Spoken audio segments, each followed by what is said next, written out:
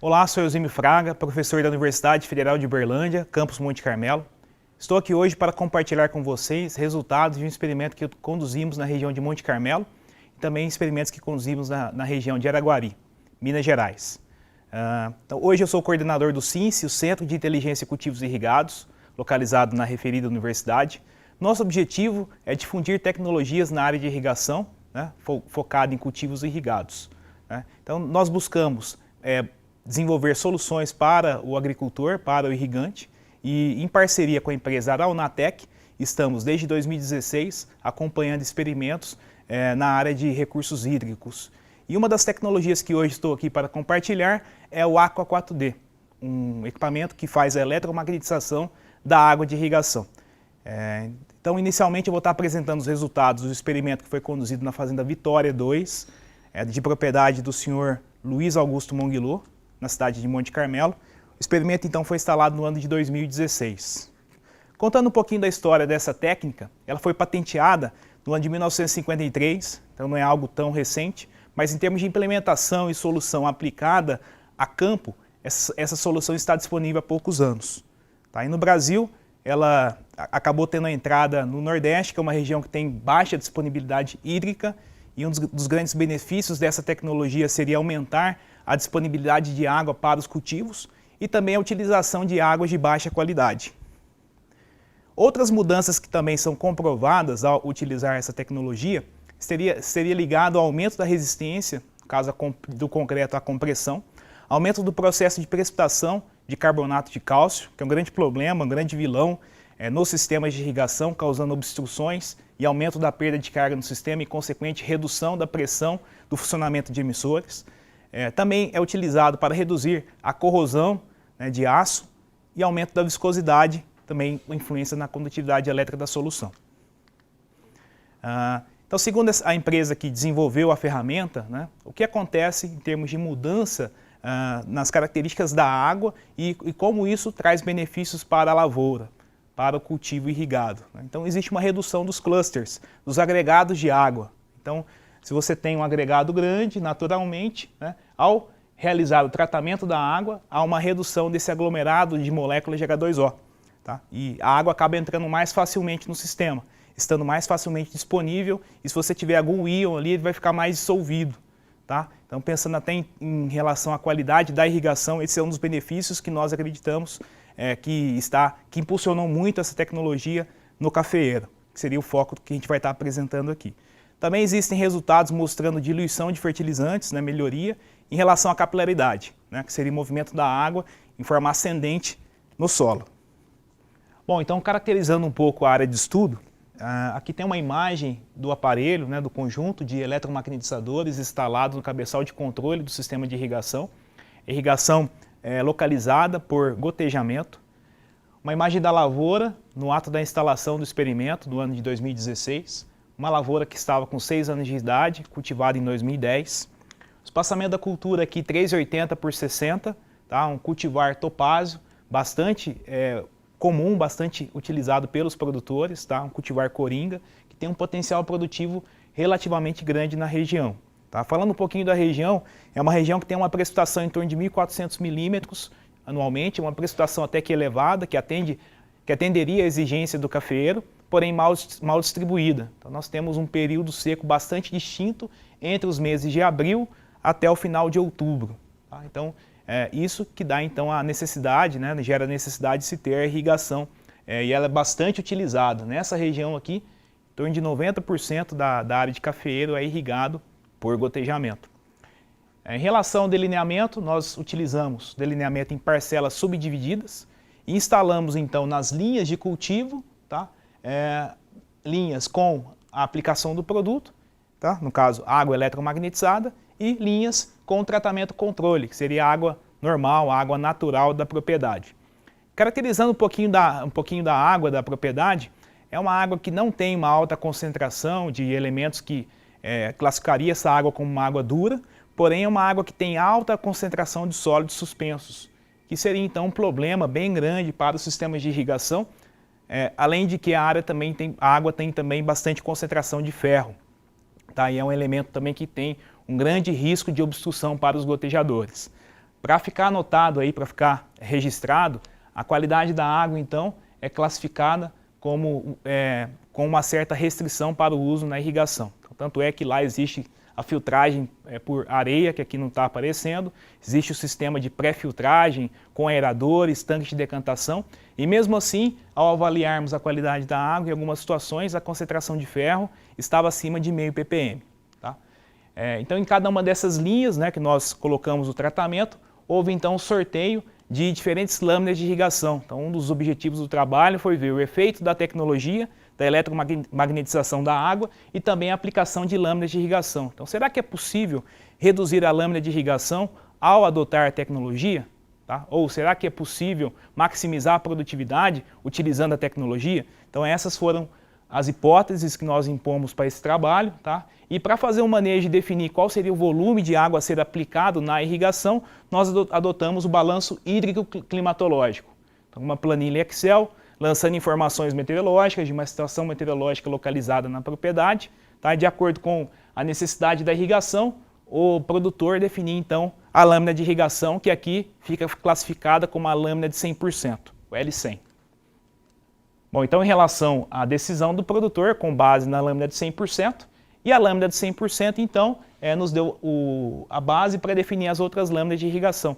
Então, nesse experimento, definimos trabalhar com lâminas de 25% a menos do que foi aplicado na área de 100%, no caso a lâmina de 75%, 50% a menos, que seria a lâmina de 50%, e 25% a mais do que normalmente se definia para irrigação na propriedade, que seria a lâmina de 125%. Então, para atender essas lâminas de irrigação fracionadas, abaixo ou acima, nós variamos o arranjo entre a vazão e o espaçamento de emissores dentro de cada uma das parcelas. Tá? E aí nós tínhamos, por exemplo, na lâmina de 100%, uma intensidade de aplicação de 0,96 mm/hora. Na lâmina de 125, 1,21 mm/hora. Na lâmina de 75, 0,72 e na lâmina de 50, 0,48. É importante também ressaltar que esse é um grande erro que acontece nesse tipo de experimento, é que ao fazer a aplicação dos fertilizantes, no caso, a prática da fertirrigação, foi utilizada uma linha lateral auxiliar, né, com a mesma vazão para não incorrer em erros de volume de adubo fornecido para as plantas. Tá? Aqui também uma média desses últimos anos, para se ter uma noção da magnitude do déficit hídrico que foi imposto a essas plantas, variando nas lâminas de irrigação. Então aqui a lâmina de 100% nessa figura, tá? Então, só destacando o que seria cada uma dessas variáveis, que vai estar disponível em um zoom, tenho certeza que vocês estão vendo de forma mais próxima. A linha azul indica a capacidade de campo, tá? Então seria a máxima capacidade de retenção de água, né, desse solo após a ação da gravidade. O nível 0 aqui indica o ponto de murcha permanente e essa linha central, a linha vermelha, representa a fração de água disponível que a cultura pode estar lançando mão, pode estar utilizando sem afetar o seu desenvolvimento. A linha preta indica como que variou, né, essa água, essa disponibilidade hídrica ao longo dos anos. Tá? Então é possível observar que no período aqui do início do gráfico, né, que seria a partir de setembro, outubro, novembro, que acaba sendo o período que existe déficit hídrico na região, tá? Nós tivemos momentos em que essa linha preta ficou abaixo do padrão vermelho aqui, que seria essa fração da água disponível. Tá? Então, com certeza as plantas ficaram sob déficit hídrico, mesmo numa condição de 100%. Tá? Isso acontece muito depois. Na região existe uma baixa disponibilidade hídrica e esse produtor, nesses períodos, não tem água disponível para irrigar a sua lavoura plenamente. Tá? E aí, ao longo dos outros meses, né, houve irrigação, né, e chuva, e nesses períodos a disponibilidade hídrica ficou bem próximo da linha azul. Tá? Destacando um pouquinho a lâmina de 75, então o déficit foi mais intenso nesses períodos aqui próximos a setembro e outubro. Tá? E aí depois, com o início da precipitação, volta a subir assim como no 100%. A lâmina de 50% foi, no caso, a imposição mais drástica que nós realizamos, né? Chegou bem próximo do ponto de murcha permanente, considerando o perfil de solo de 40 centímetros, que é o que foi adotado, né? Que é onde basicamente 80% do sistema radicular está disposto. Tá? Após também tivemos uma boa condição hídrica em função da precipitação. Tá? E na lâmina de 125%, que seria 25% a mais do que a lâmina de 100%, tivemos um déficit bem pequeno. Compilando numericamente essas informações, dá para vocês terem uma noção do quanto que foi irrigado, de qual foi a evapotranspiração real, né, em cada uma das lâminas, tá? E qual foi a precipitação média que aconteceu na propriedade. Então, nessa propriedade, em média, 1.102 milímetros de precipitação. Em relação às lâminas de irrigação aplicado, existiu então esse fracionamento. Enquanto no 100% foi aplicado 196 milímetros, no 75, 152, no 50, 97 e no 125, 240 milímetros. Tá? E essa disponibilidade pode ou não impactar no desenvolvimento da cultura, e é o que eu vou apresentar para vocês mais à frente. E aí, destacando em relação ao déficit, que seria então o acumulado em milímetros, né, ao longo dos dias, em que a linha preta ficou abaixo da linha vermelha. Então, somente 1,3 milímetros de déficit no 125, 73,5 no 50, 36,3 no 75 e 12,5 na lâmina de 100%. Apresentando os resultados de biometria, o crescimento das plantas, algumas variáveis que são importantes para se definir o padrão, o potencial de produtividade para a cultura do cafeeiro, trago para vocês resultados de crescimento de ramo plagiotrópico. Tá? Em média, então, comparando a testemunha com a Aqua 4D, tivemos um crescimento de quase 2 centímetros a mais, tá? Comparando com a tecnologia e sem a tecnologia. Em relação às lâminas, uma diferença pequena que não foi estatística. Tá? Então, maior crescimento na lâmina de 100, seguido pela lâmina de 125, depois 50 e 75, mas estatisticamente não houve diferença. Quando nós analisamos essas informações mensalmente, tá, é possível ver o incremento, né, o crescimento, no caso da lavoura, mês a mês, e essa é uma informação que nós fizemos bastante, né, mensalmente essas informações foram tomadas, tá, e em média tivemos sempre o tratamento com eletromagnetização acima do controle, tá, tanto em um determinado ano quanto num ano diferente.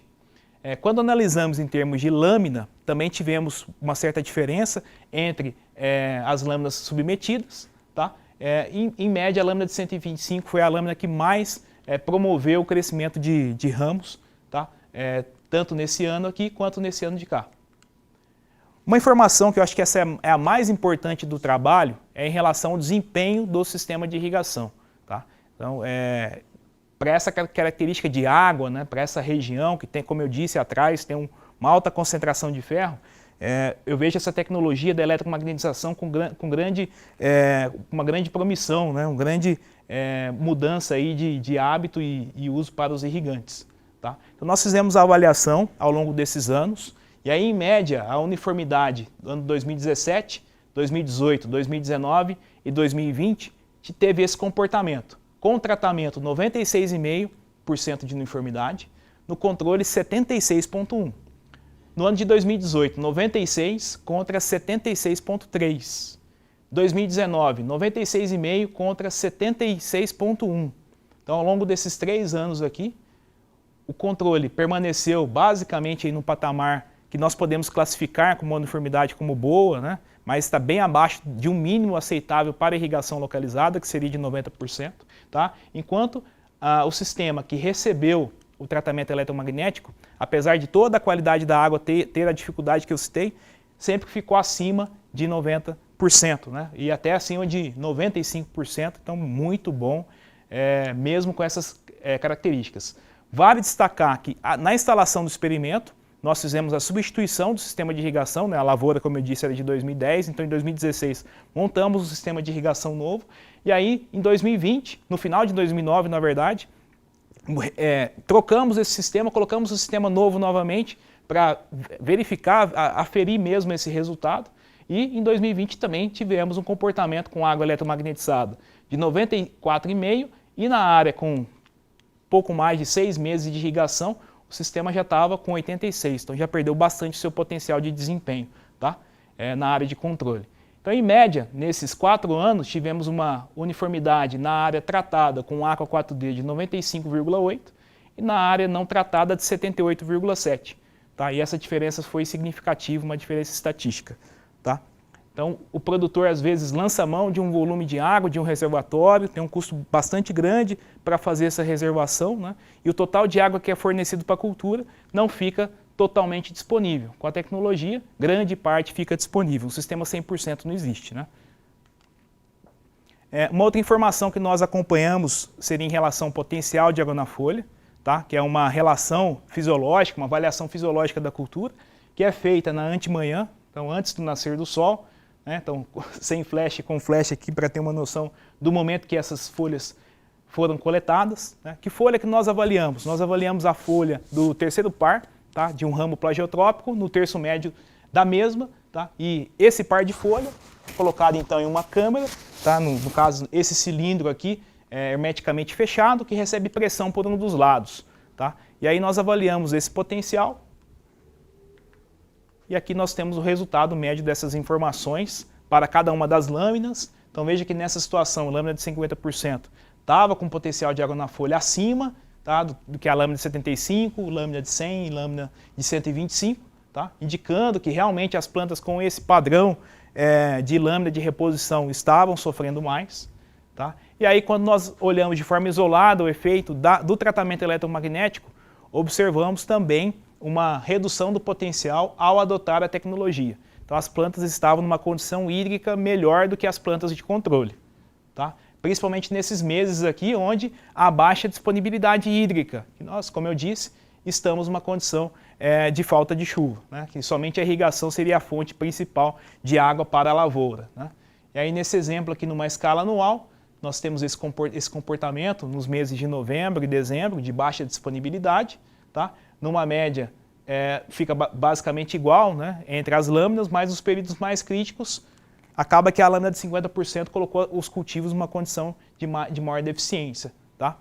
E quando nós comparamos nessa escala anual com o tratamento eletromagnético, também nesses meses aqui críticos, as plantas estavam com potencial maior quando nós analisamos o tratado e o não tratado.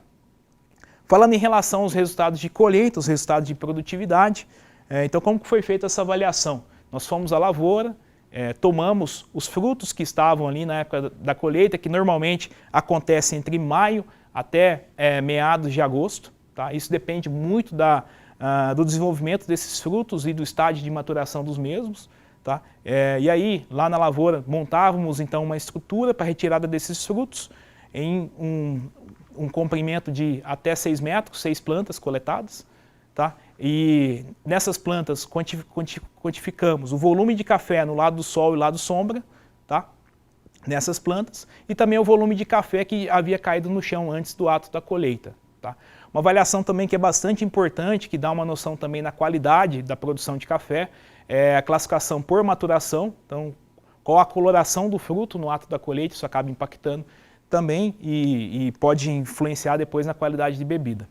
Uma outra avaliação também que é importante, aí, após o beneficiamento do café, né, após a secagem e beneficiamento, é o tamanho desse fruto, né, que também impacta na qualidade e é um dos pontos que agrega valor no valor de comércio desse café. O ideal é que a colheita seja realizada quando os frutos estejam com uma porcentagem menor do que 20% de verdes. Então, somando aqui o verde normal mais o verde cana. Aqui eu trago para vocês uma média das 3 safras que nós avaliamos nessa área da Fazenda Vitória. Então, em média, se nós somarmos verde cana com verde convencional, o total não ultrapassou 20%. E além disso, grande parte dos grãos, dos frutos no ato da colheita, estavam com uma porcentagem acima de 50% na faixa de cereja, indicando um bom momento de colheita e, consequentemente, uma grande chance de se atingir um café de melhor qualidade. Tá? Porcentagens demais estavam frutos um pouco passados ou secos, né, que eventualmente também fazem parte da classificação. Dentro das lâminas que nós estudamos, também não observamos diferenças significativas, tá, entre os tratamentos estudados, assim como quando nós analisamos o fator com o tratamento eletromagnético e sem o tratamento eletromagnético. Já mostrando para vocês os resultados de forma isolada das lâminas que nós estudamos em relação à produtividade, na safra 2017-2018, que foi uma safra alta, nós observamos diferenças significativas entre as lâminas, sendo em primeiro lugar a lâmina de 125%, isto é, 25% a mais do que normalmente a fazenda realiza, havendo igualdade estatística entre as lâminas de 100 e lâmina de 75, em torno de 84 a 86 sacas beneficiadas, e por último aqui numa terceira faixa a lâmina de 50%, isto é, 50% da reposição hídrica que a fazenda realizou na área como um todo. Do lado de cá, o resultado da safra 2018-2019, uma segunda safra estudada, que seria uma safra baixa dessa lavoura. Então observamos patamares de produtividades bem baixos, tá, comparado com o do ano anterior, e também não observamos diferenças significativas entre as lâminas estudadas, já que a cultura não estava no seu potencial produtivo máximo, né? Então a produtividade média ficou em torno de 26 a 22 sacas beneficiadas. Trazendo para vocês os resultados da safra 2019-2020, a última safra que nós estudamos, né, observamos diferenças significativas entre os tratamentos, assim como foi observado no ano de safra alta. Né? Então esse ano é um ano de safra alta também. E o mesmo comportamento estatístico, havendo destaque para a produtividade de 61 sacas para a lâmina de 125, 54 a 56 entre a lâmina de 75 e 100, que são iguais, e 49 sacas beneficiadas para a lâmina de 50%. Tá? Fazendo uma média dessas 3 safras que nós coletamos, tá?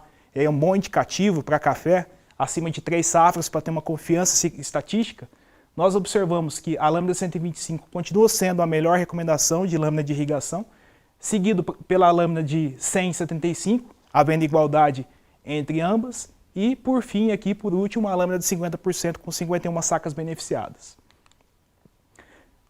Estudando esses resultados de produtividade para o tratamento eletromagnético, né, comparando com a testemunha, com o controle, na safra 2017 e 2018 tivemos um comportamento interessante para a lâmina de 125, uma diferença bastante grande, 105 contra 88 sacas beneficiadas.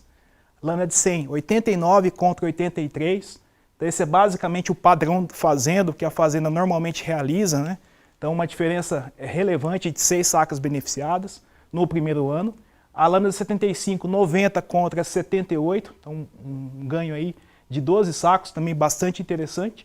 E a lâmina de 50, em torno de 3 sacos, havendo diferença significativa para todos os parâmetros estudados nessa safra. Isto é, entre as lâminas e também entre os tratamentos, né? Tratamento eletromagnético ou controle. Numa média da safra, uma diferença de 9 sacos. Na safra 2018-2019, que foi a safra baixa, não observamos diferenças significativas entre os tratamentos. Em algumas condições, a área de testemunha ficou com uma média superior à eletromagnetizada, mas não foi uma diferença significativa. E os patamares de produtividade, eu disse anteriormente, entre 22 e 26 sacas beneficiadas. Dando continuidade, agora apresento para vocês os resultados da safra 2019-2020, a última safra que nós avaliamos. Começando aqui pela apresentação dos dados da lâmina de 125, comparando o controle, isto é, a testemunha, com o tratamento eletromagnético. Tivemos uma diferença de 2 sacas beneficiadas, mas não significativa. Na lâmina de 100%, uma diferença de 7 sacas beneficiadas, com diferença significativa. E na lâmina de 75 também uma diferença de 7 sacas beneficiadas, com significância. Já na lâmina de 50 não tivemos diferença significativa entre os 2 tratamentos, tá? E foi a menor produtividade observada no experimento. Fazendo uma média dessas 3 safras, isso é bastante importante para a cultura do café, é necessário se trabalhar os experimentos com no mínimo 3 safras, 3, 4, 5 safras para se ter uma confiança. E aqui eu trago para vocês essa informação, começando então com a lâmina de 125, uma diferença de 5 sacas beneficiadas, com diferença significativa. Na lâmina de 100%, uma diferença também de 7 sacas beneficiadas na média dessas 3 safras. Já na lâmina de 75, uma diferença maior de 12 sacas beneficiadas. E a lâmina de 50 não teve diferença significativa, apesar de ser observada uma diferença numérica de 5 sacas beneficiadas. Desculpem. Numa média, aí, no experimento como um todo, tivemos uma diferença do controle de 54 sacas beneficiadas para 60 sacas beneficiadas, um ganho de 6 sacas beneficiadas, tá? Considerando a média de todos os tratamentos. Destacando que a lâmina de 100 é o padrão da fazenda, é o padrão realizado pelo produtor. Dando continuidade, agora eu vou apresentar para vocês os resultados de peneira. É uma classificação física do café por tamanho, dos grãos de café após beneficiamento. Essa é uma informação importante, pois influencia no preço da comercialização do café. Então aqui eu trago um resumo das 3 safras que nós estudamos, 17-18, 18-19 e 19-20. Tivemos diferenças significativas nas 2 primeiras safras, na última safra 19-20, igualdade entre os 2 tratamentos, com e sem o tratamento eletromagnético. Numa média das 3 safras, tivemos um incremento de 1,5% de cafés peneira 16 acima quando adotado o tratamento eletromagnético. Tá? 52,3 contra 50,8. Quando analisamos as lâminas, tivemos cafés com peneiras maiores nas lâminas de 50%, tanto na primeira safra, quanto na segunda, quanto na terceira safra. Isso se deve, pois, ao ter menor produtividade, os frutos que estavam lá ficavam num tamanho maior. Tá? Essa é uma lógica aí já esperada para esse trabalho. Interessante ressaltar que não tivemos diferenças significativas quando observamos o tamanho desses grãos ao analisarmos as lâminas de 100 e 125 e em algumas safras também com a lâmina de 75. Em uma média, existe igualdade entre as lâminas de 100 e 125 e a lâmina de 75 tem igualdade com a lâmina de 50. Tá? Então aqui eu fecho a apresentação dos resultados desse trabalho e vou dar uma sequência com vocês a seguir sobre os outros experimentos.